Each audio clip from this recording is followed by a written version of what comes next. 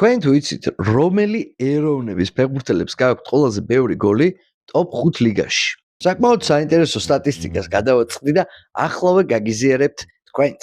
აქამდე თუ მსგავს სიებს მუდამ ბრაზილიელი ფეხბურთელები ლიდერობდნენ ხოლმე, ამჯერად სულ სხვა ეროვნების წარმომადგენლებმა დააგროვეს ყველაზე ბევრი გატანილი გოლი წამყვან ჩემპიონატებში.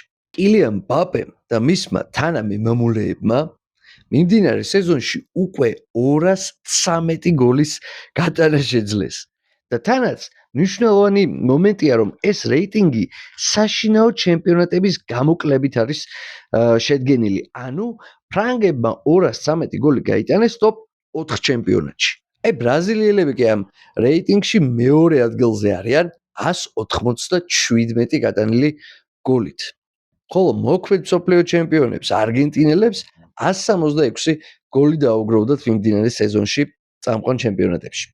ყველაზე გამტანი ერების ათეულს კი ესპანელები ხურავენ სულ რაღაც 73 გოლით.